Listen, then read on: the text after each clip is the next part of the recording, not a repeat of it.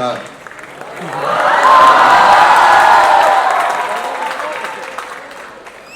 बात ये होती है कि हम हमेशा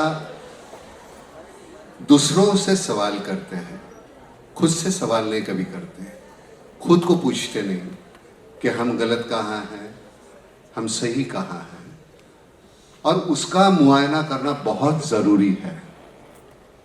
पहले ज़माने में हमारे बचपन में एक बात थी सर, कि हमारे लिए गांव था, मामा था, मामा के गांव के हम जाते थे। आजकल वो जो है वो गांव हमारे ज़िंदगी से निकल गया है। गांव से हमारा जो रिश्ता था वो टूट गया है। अगर आप गांव में जाएंगे, उन लोगों से मिलेंगे, उनके सुख दुख समझेंगे, तब पता चलता है कि हम यहाँ शहर में कितने महफूज हैं, कितने सुरक्षित हैं।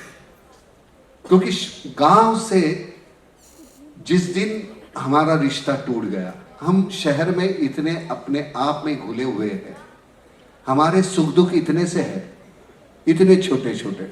गांव में जाके देखेंगे तो उनके सुख दुख इतने बड़े हैं। सुख तो जिंदगी में बहुत कम नसीब है उनके।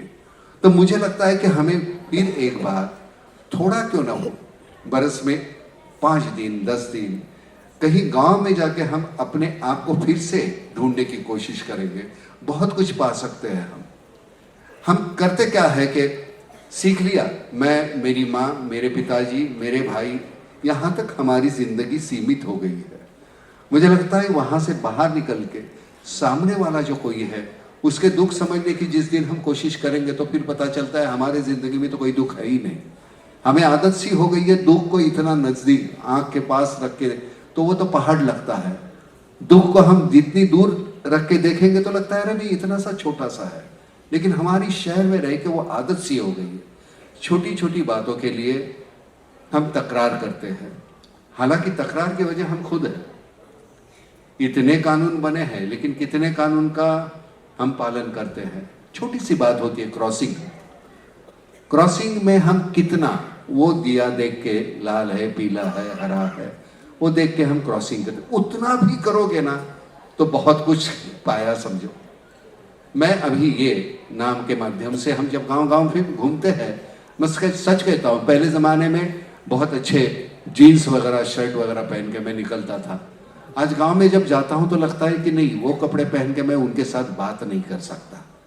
ये कपड़े पहन के जाता हूँ तो मुझे गले लगते हैं मेरे, क्योंकि वो उतने ही झुर्रियाँ हैं जिनके उनके कपड़े पर है, वो इतने ही मैले हैं जितने उनके।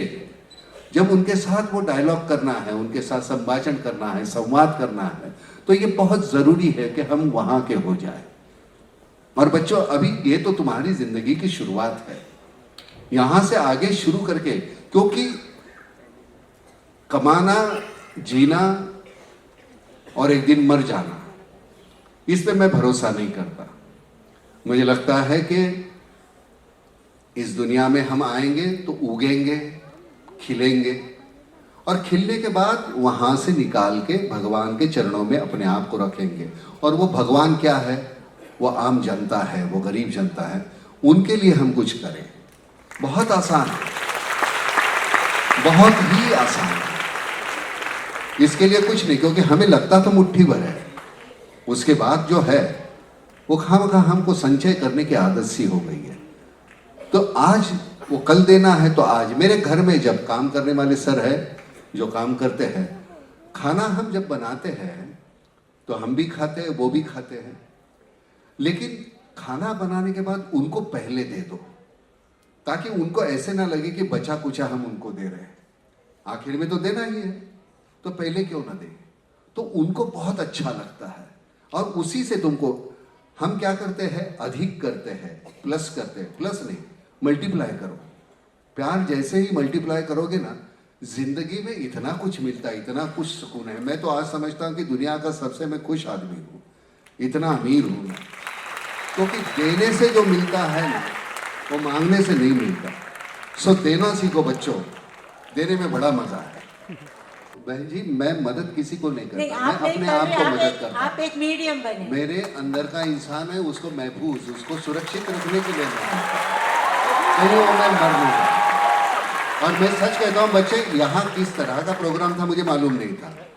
मैं यहाँ सच में आया हूँ इनके पैर छूने। ये इंसान इतने बड़े हैं हमारे रिबोरा साहब, इतने बड़े हैं सर। मैं सैल्यूट करके यहाँ हाथ वेल्डिंग करना चाहिए, वो जिंदगी भर मेरा हाथ यही रहे। You are such a great person sir, just I want to touch your. मुझे इस तरह का तो प्रोग्राम मुझे मालूम ही नहीं था। बच्चे कौन होंगे, क्या होगा, कैसा प्रोग्राम क्या है, इसके पहले क्या हुआ मुझे मालूम नहीं। सिर्फ एक ही जहन में था, ये जरूर मिलेंगे उनको, एक बार झप्पी पानी है और एक नमस्कार करना है। बहुत कुछ स्ट्रेंथ मिलती है ऐसे आदमी जब छूते हैं ना हमको, तो बहुत स्ट्रेंथ मिलती है। Thank you sir, thank you very much. और आपने देखा कि आई थिंक मुझे भी मिले हमको अभी ह्यूमिलिटी सीखने की चाहिए। ये ह्यूमिलिटी है, ये इनकी हम्बलनेस है जो इनको और बड़ा बनाती है। वैसे मैं अकेला कर ही नहीं रहा हूँ, सभी हम मिलकर ही कर रहे हैं। पिछले साल जब ये किसानों के लिए काम शुरू हुआ तो शहर के हमारे जो लोग हैं, आप सभी लोगों ने 60 करोड़ रुपए दिए हैं उनके, 60 करोड़ रुपए दिए हैं। और पिछले साल हमने गांव खेड़े में 580 किलोमीटर का एक्सकवेशन किया, चौड़ाई की, खुदाया और लंबाई। सरकारी काम में अगर वो होता था तो उसकी कीमत 280-290 करोड़ हो जाती थी, जो हमने 12.5 करोड़ में किया हुआ है। और उसकी वजह ये है कि लोगों का सहभाग था, उन्होंने किया था। लोगों ने कहीं भी गांव खेड़े में कभी, सभी लोग इतना काम कर रहे हैं। तो इसका मतलब ये नहीं है कि हम हर बार सरकार क्या करेगी, कब करेगी, कौन करेगा। हम अगर खुद करना चाहे तो बहुत कुछ कर सकते हैं। और इस सब मूवमेंट ने ये सिखाया। और मैं नहीं हूँ अकेला, मैं तो सिर्फ झोली फैला के पैसे मांगते घूमता हूँ।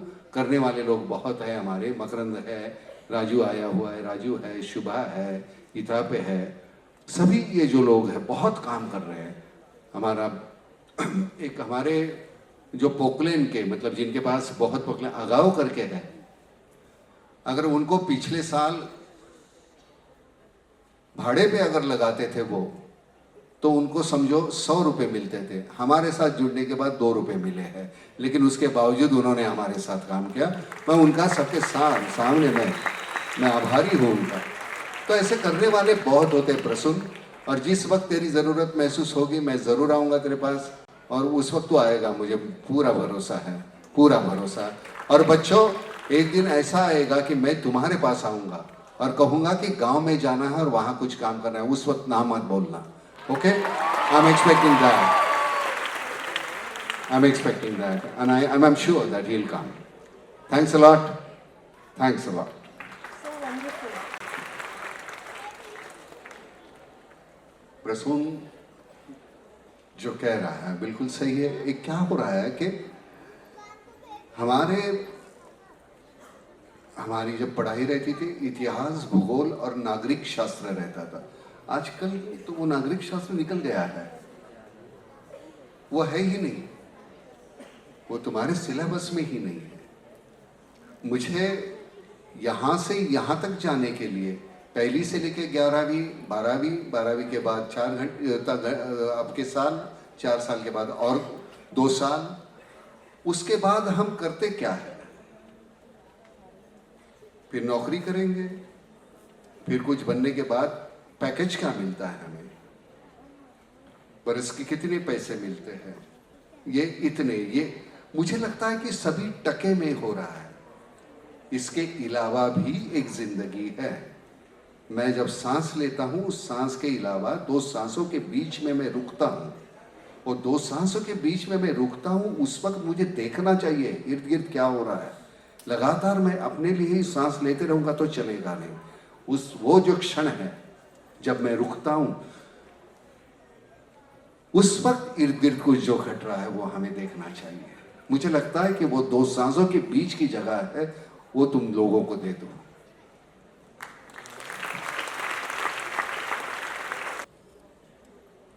देखिए, एक तो media has to understand its responsibility much more than it does.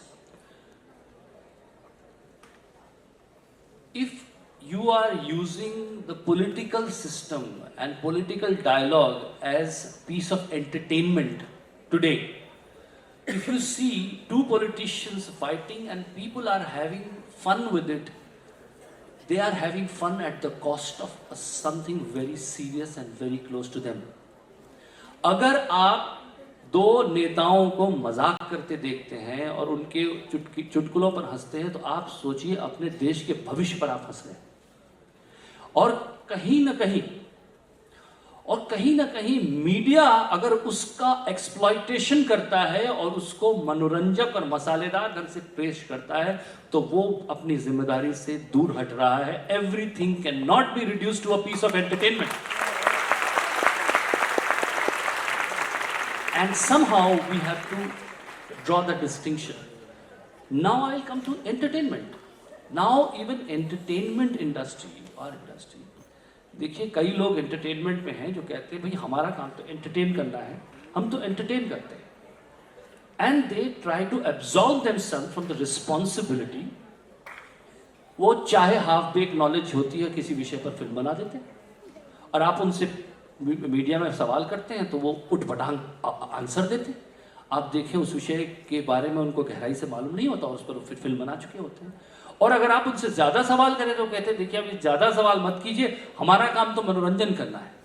देखिए एक फ़र्क होता है, एक व्यक्ति जो स्टेज पे खड़े होकर अपने हैट से खरगोश निकाल रहा है या हवा में जगलरी कर रहा है, उसका एंटरटेनमेंट जो है वो कह सकता है कि मेरी कोई खास रिस्पॉन्सिबिलिटी नहीं है, एक बोतल टूट गई कोई बात नहीं, एक बॉल उधर गिर गई कोई बात नहीं, क्योंकि वो जीवन से जुड़े विषयों को लेकर खेल नहीं रहा है, वो रंग बिरंगी बॉल से खेल रहा है।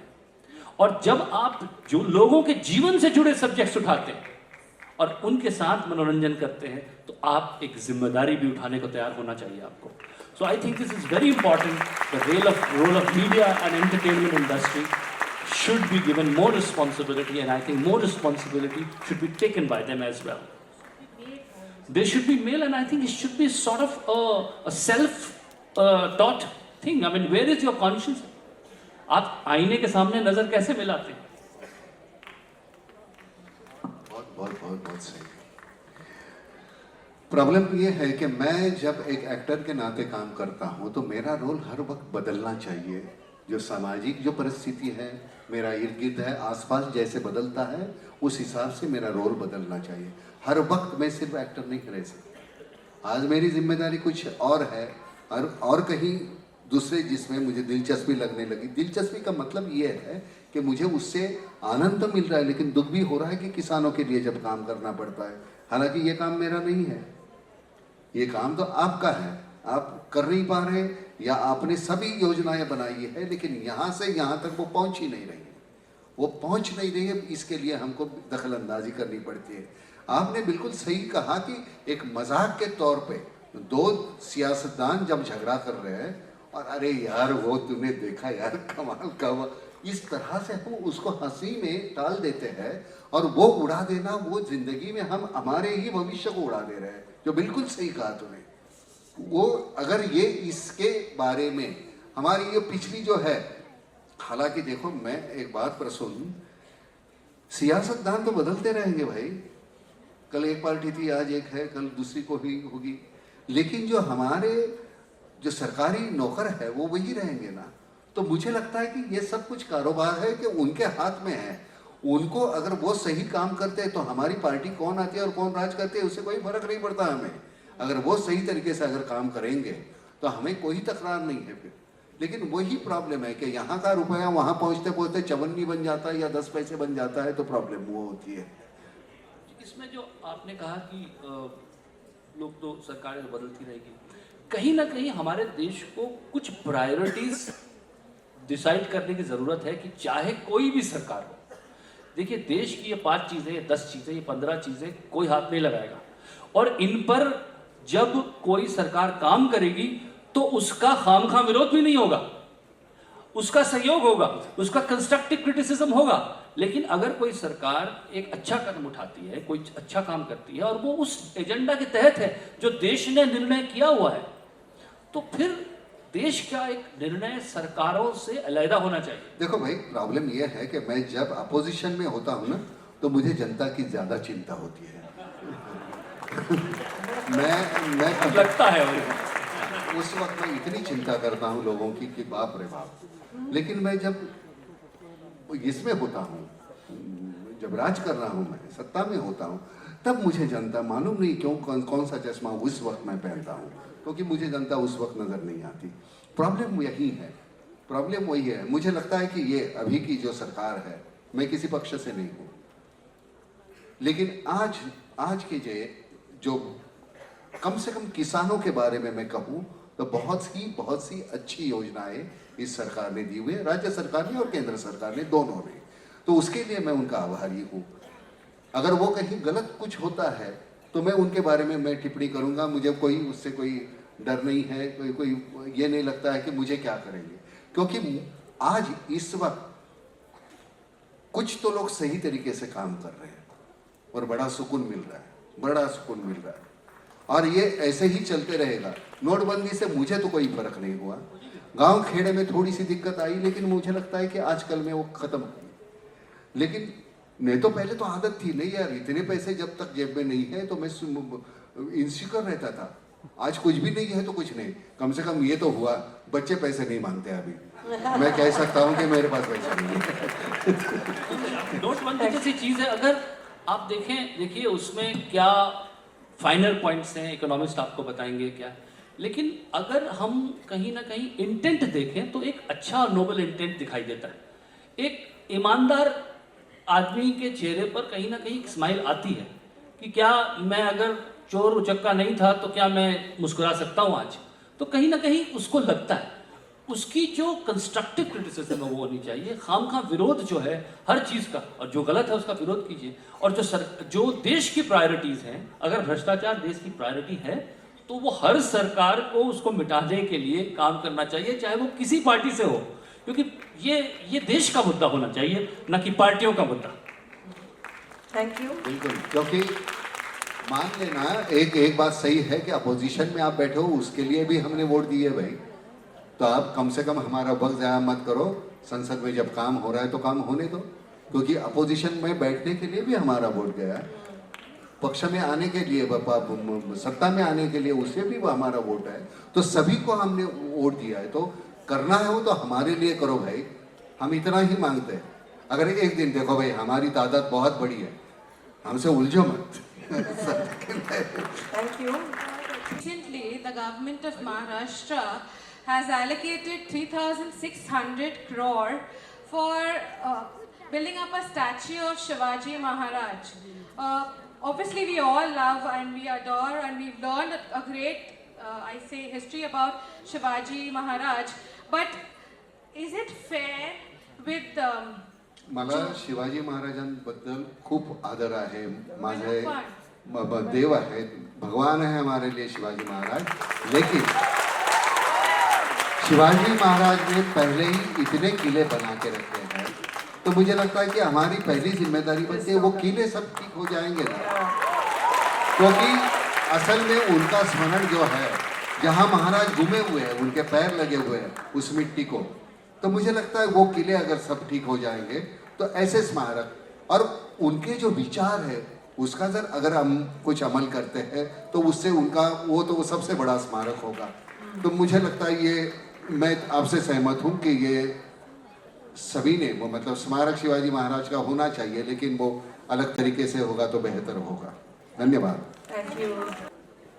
हाँ, सर मेरा उस क्वेश्चन तरफ आपसे एक है, अगर हम बात करते हैं डेमोक्रेसी की, media is fourth pillar of any democracy हम बोलते हैं, तो गवर्नमेंट का एक न्यूज़ चैनल उन्होंने बैन किया था, टोकन बैन था वो, उस पर आपका क्या कमेंट है? नहीं, मुंह बंद करके तो बातें आप बंद नहीं कर सकते ना, तो वो तो मतलब वो सही नहीं है, चैनल बंद करके या कुछ ऐसे होता नहीं है। लेकिन वैसे भी तो फिर मीडिया की भी तो जिम्मेदारी है।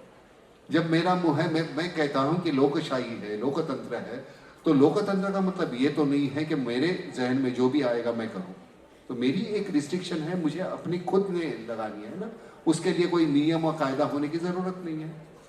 तू जब रास्ते पे चलता है तो तेरे अपने कानून नियम तो अपने को लगाता है ना। मुझे लगता है कि ये ऐसी कोई बेहुदा बातें घटती है रास्ते पे लड़कियों के बारे में, तो मैं होता हूँ जब मैं नाना क्या करेगा, तो मैं जाके उसका सर तोड़ दूंगा जो ऐसी बेहुदा हरकतें करती है। तो ये मेरी जिम्मेदारी। शायद उस वक्त उसके हाथ में चाकू होगा, गन होगी, तो मुझे मालूम नहीं, मुझे इंजरी होगी, लेकिन मैं तो जाके उसको लपेट लूंगा यार। मैं चुप नहीं बैठता, क्योंकि मैं भाई हूँ, बाप हूँ, बेटा हूँ, और मेरी माँ है, बहन है, बीवी है, बच्ची है। तो मेरी जिम्मेदारी बनती है कि रास्ते पे किसी भी औरत का अगर कोई कुछ, तो मुझे लगता है कि पुलिस भी उसके लिए ऑब्जेक्शन ना ले, क्योंकि मेरी वो जिम्मेदारी बनती है और मैं नपुंसक बन के जीना नहीं चाहूँगा। अभी हमारे पास सर मेरा क्वेश्चन ये है कि जो नोट बैन हुआ है उस पर सभी पार्टियां अपना अलग अलग राय दे रही है, प्रोटेस्ट कर रही है। तो मेरा मानना ये है कि अगर सभी पार्टियां एक साथ मिलकर गवर्नमेंट को अगर कोऑपरेट करेंगे तो कहीं ना कहीं हम आतंकवाद और भ्रष्टाचार पर लगाम लगा सकते हैं। तो अगर पार्टियां जो विरोध कर रही हैं, ये विरोध जताकर कहीं ना कहीं आतंकवाद और भ्रष्टाचार को बढ़ावा देने का काम कर रही है। मेरा सवाल यही है कि वो साथ में आकर क्यों नहीं गवर्नमेंट को कोऑपरेट कर रही है? कुछ पार्टियां हैं और कुछ टोलियां हैं, दैट्स अ प्रॉब्लम। नहीं, वो आपने सही कहा। मैंने पहले भी कहा कि हर पार्टी का अपनी एक आइडियोलॉजी होती है, पर कुछ चीज़ें अगर पहले से तय हो जाए तो शायद ये मुश्किलें ना हो कि देश के सामने क्या चुनौतियां हैं, क्या सवाल हैं। और कहीं ना कहीं तो एक मत होना ही होगा कि संसद नहीं चल रही है या कोई एक्शन नहीं लिया जा रहा है, कोई काम नहीं हो रहा है, तो ऐसे तो देश निष्क्रिय हो जाएगा। बहुत ज़रूरी होगा कि जो क्रिटिसिज्म है वो भी बहुत ज़रूरी है, आलोचना बहुत ज़रूरी है, उससे कंस्ट्रक्टिव क्रिटिसिज्म जो है बहुत ही ज़्यादा ज़रूरी है। लोकतंत्र का वो बहुत बड़ा हिस्सा है, उसका होना ज़रूरी है। उसमें खामियां अगर हैं तो उनको सुधारने की भी ज़रूरत है, सरकार को ओपनली सुनने की ज़रूरत है, और अपोजिशन को अपनी जिम्मेदारी को ज़्यादा एहसास करने की आवश्यकता है कि ये मिलकर ही देश बन सकता है, वरना एक एक अलग अलग दिशा में सब खींचेंगे तो वो नाव जो है वो कहीं आगे नहीं बढ़ेगी, वो वहीं अटकी रहेगी, और नुकसान तो देश का होने वाला है ultimately. Thank you. For the sake of opposition should not be there. That's some. Yes, that's exactly what you're saying. अब हमारे पास 2 बच्चों से प्रश्न आने चाहिए, उसके बाद हमारे पास एक्चुअली समय सॉरी बच्चे, I am so sorry, Please, my. Thank you, we have a kid there, I am sorry ma'am, thank you. या Please give them. मुझे अंजुमन इस्लाम से एक सवाल एक आना चाहिए। चाहिए, यहाँ से नहीं आएगा चलेगा नहीं। who's ready for a question? बच्चों पूछो पूछो पूछो। एक वहाँ है नाना जी। हाँ पूछो बेटे। सर मी हॅपीएम शाळेतून आनंद सानप बोलतोय तुमच्याशी की जसा मागच्या वर्षी मराठवाड्यात दुष्काळ पडला होता तर नाम संस्थेने भरपूर मदत केली त्यांना, पण जर त्यांना कधी मदत करता आलीच नाही, समजा काय इमर्जन्सी आली, काय प्रॉब्लेम झाला, तर शेतकरी भरपूर आत्महत्या वगैरे करतात, तर त्यांनी या परिस्थितीतून स्वतःला कसं सावरावं? मी तुला पाहायला तिथे आलो होतो मी, त्यामुळे माझ्या तुझ्या प्रश्नाकडे माझं उत्तर लक्ष नव्हतं। मला पुन्हा एकदा प्रश्न विचारशील का? सर जे मागच्या वर्षी दुष्काळ पडला होता मराठवाड्यामध्ये आणि नाम संस्थेने भरपूर मदत केली शेतकऱ्यांना, होय। पण जर कधी इमर्जन्सी आली आणि करू नाही शकले मदत तुम्ही, तर मग अनेक शेतकरी आत्महत्या करतात, पण ते न करण्यासाठी म्हणजे मदत न मिळाल्यास त्यांनी स्वतःला कसं सावरावं या परिस्थितीत? नाही नाही, आपणच जायचं। आपल्याला ज्यावेळी आपल्याला ताकद असेल त्यावेळी आपण, इमर्जन्सी वगैरे काही नसते, आपण आपल्याला जेवढं शक्य होईल तेवढं करतच राहायचं। मला सगळ्यात बरं वाटतंय की म्हणजे मी आता हे बोलू नये, वो बच्चा देख नहीं सकता है लेकिन उसको ऐसे सवाल उसके जहन में आते हैं। मैं कमाल करता हूँ यार, तू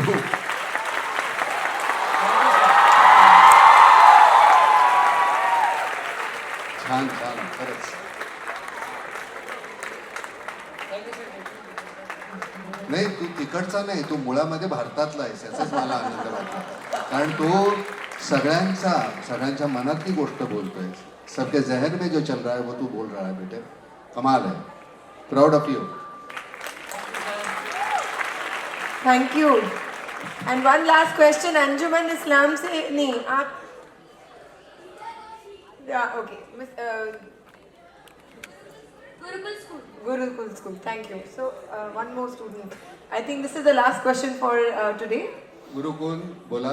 Very good evening, one and all. I thank the dignitaries for sparing their time. My question is on the behalf of my school.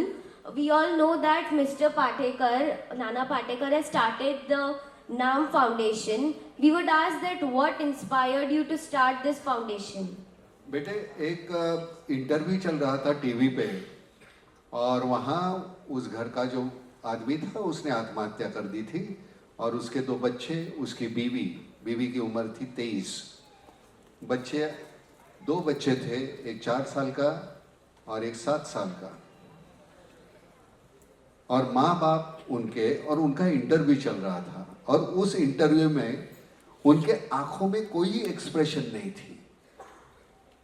अपना बाप गया है या अपना बच्चा गया है या अपना मियाँ गया है, उसके बजाय उनके आंख में सिर्फ कल क्या होगा, कल क्या खाएंगे, वो एक ही सवाल था जो मुझे लगा कि वो सवाल है. और उसके बाद मैंने एक गाड़ी के लिए पैसे जमा कर दिए थे 1.5 करोड़. एक नई गाड़ी लूंगा, SUV. फिर मैंने कहा यार ये कैसे, मैं किस तरह का इंसान हूँ. यहाँ एक ऐसी फैमिली है जो कल का सोच रही है, निवाला कैसे मुंह में जाएगा, और मैं गाड़ी की सोच रहा हूँ. उस दिन से मेरी उस इंटरव्यू ने मेरा जहन बदल दिया बेटे. हालांकि इसके पहले मैं पैसे की तरफ मदद करता रहा, लेकिन इस तरह से जाने के लिए मजबूर किया उन लोगों ने. और उसके बाद जो था मकरन अनासपुरे करके हमारे मराठी स्टेज का और थिएटर का एक एक्टर है, बहुत फेमस है, उसने, वो बीड़ का है, और उसकी वजह से उसने कहा कि आप पैसे तो दोगे लेकिन पहले बार पैसे देने के लिए आपको खुद को आना पड़ेगा. तो 220 लड़कियां थी विधवा, तो उनको चेक्स देने थे 15-15 हज़ार के. जब मैं पहली बार वहां गया बीड़ में, एक ही साथ 220 विधवा लड़कियां जिनकी उम्र 22 है, 25 है, 30 के ऊपर नहीं है, 2 बच्चे हैं, 3 बच्चे हैं, वो देखने के बाद ऐसे लगा कि ये जिंदगी भर का काम है, एक जिंदगी अधूरी है इसके लिए, ये कभी ख़त्म होने वाला नहीं है. तो अभी ये हमने शुरू किया, आगे जाके हम बटन तुम्हारे हाथ में देंगे, ये रिले है, वो तुमको दौड़ना पड़ेगा, फिर तुमको किसी के हाथ में दोगे. तो इस तरह से ये काम चलते हैं. Thank you. मैं यहाँ आने के बाद, मैं सच कहता हूँ, यहाँ अभी उठा ना, मैं यहाँ चला तब लगा मैं स्टेज पे आया हूँ. यहाँ मैंने काफ़ी शोज किए हैं, तो यहाँ आने के बाद वो परफॉर्म करने की आदत जो हो गई है, तो अभी खड़ा रहने के बाद बड़ा अच्छा लगा.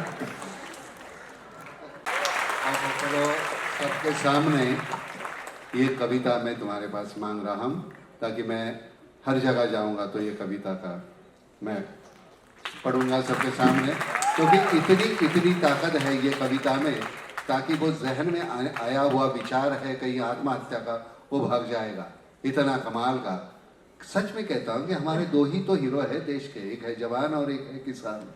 हम तो खाम नकली लोग हैं यार, ये पर्दे पे आने वाले इतने नकली है, इतने मामूली है. आपकी हमारी पूजा करते हैं आप, सच में तो इनकी पूजा करनी चाहिए. धन्यवाद. Thank you. मैं धन्यवाद करना चाहूँगी. आप नकली हीरो बनते हैं मगर आप रोल मॉडल्स हैं दोनों इन जवान पीढ़ी के लिए. और मुझे आज बहुत खुशी हुई है कि सचमुच यूथ फॉर गवर्नेंस का थोड़ा जो मकसद था वो आपके आने से पूरा हुआ. बहुत thank you so much. Bharat के लिए आने वाले वर्ष में कैसा विजन रखते हैं? What kind of future do you see for India? ये जो बच्चे हैं वही हमारा विजन है और कुछ नहीं. जो हम बदल नहीं सकते उनको बदल नहीं सकते, लेकिन ये जो है इनमें हम बोल सकते हैं. तो तुमको वो जो डालना है, और कमाल है रिबेरो साहब, आपने जाके ये इस उम्र में जाके वो अब थकना तो आपके मतलब बस की बात ही नाही है, आप थकते ही नाही.